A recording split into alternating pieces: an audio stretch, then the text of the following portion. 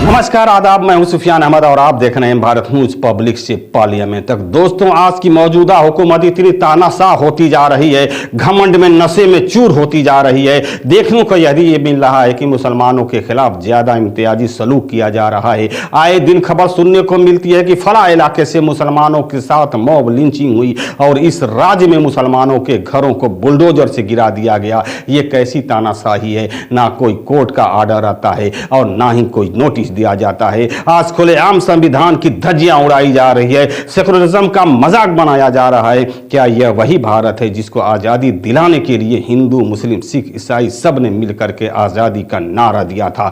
सबने मिलकर अपने लहू से इस मादरे वतन की प्यास बुझाई थी, तब जाकर हमने आजादी पाई थी। आखिर सिर्फ इस हुकूमत में जाति मजहब की बात ही क्यों आ रही है? क्यों आखिर ये तानाशाह सरकार मुसलमानों का अपना निशाना बना रही है? कहां गई वो बड़ी बड़ी करारदाद? क्या यही है भारत का वो निजाम? मर चुकी है ये अदालत? क्या सो गया है इसका ज़मीर? दोस्तों, जब 2024 का इलेक्शन हुआ था तो लोगों ने ये कयास लगाना शुरू कर दिया था कि मौजूदा सरकार को मुकम्मल तौर पर अक्सरियत नहीं मिली है।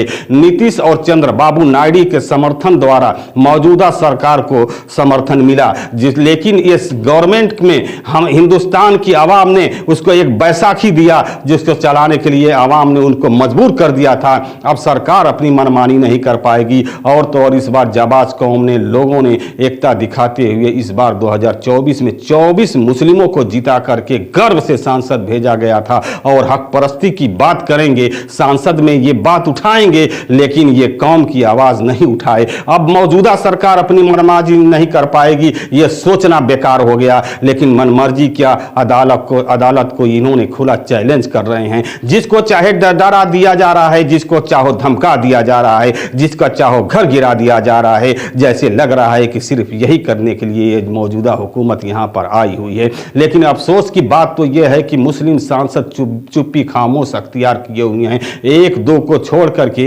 एक भी मुस्लिम सांसद संसद में आवाज उठाने की जहमत गवारा नहीं करते। अरे, आप पर कौम ने भरोसा किया था, आपके मुखिया के ऊपर भरोसा किया गया, लेकिन आपकी यह चुप्पी ये इशारा कह रही है कि आप भी उन्हीं सियासतदानों के चट्टे बट्टे हैं। आपसे हक परस्ती की उम्मीद नहीं की जा सकती।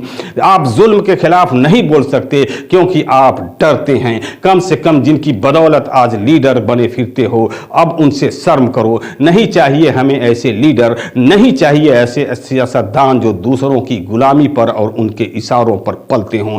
इससे तो लाख गुना बेहतर है कि हम अपना लीडर चुन लें, अपनी हिस्सेदारी की बात करें। अगर कोई लीडर है तो वो बैरिस्टर असदुद्दीन ओवैसी साहब हैं, जिनको ना ही कौम ने वोट दिया और ना ही सपोर्ट किया था। और तो और उनको मौजूदा हुकूमत का एजेंट भी बता दिया जाता है। यही इकलौता भारत का सियासतदान एक ऐसा रहनुमा है जो बेखौफ होकर के अपनी बातों को कौम की हक परस्ती के लिए करता है, भारत की खुशहाली के लिए और भारत की तरक्की के लिए बेखौफ होकर आंखों में आंखें डालकर बात करता है। हमें और हमारी कौम को ऐसा ही लीडर चाहिए, इस देश को ऐसा रहनुमा चाहिए, इस देश को, इस कौम को ऐसा सियासतदान नहीं चाहिए जो हक की बात करने से डरता हो, जुल्म उसके आंखों के सामने होता हो और बोलने से डरता हो। मेरा मानना है कि जिसका मुखिया ही डरपोक हो और हक की बात न करता हो, जुल्म देखता हो पर आंखें बंद कर लेता हो, तो उसके समूह के लीडरों से हम क्या उम्मीद कर सकते हैं।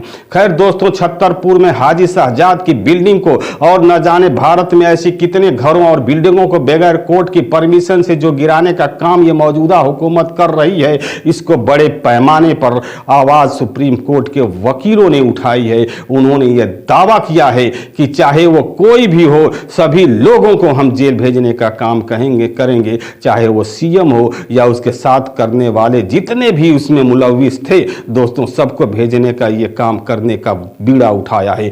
दोस्तों, इसकी अगली वीडियो आएगी, उसमें इसके मुतालिक दिखाऊंगा और बताऊंगा भी। अगर यह वीडियो पसंद आई हो तो इसको सब्सक्राइब और शेयर जरूर करिएगा। तब तक अपना ख्याल रखें। जय हिंद, जय भारत।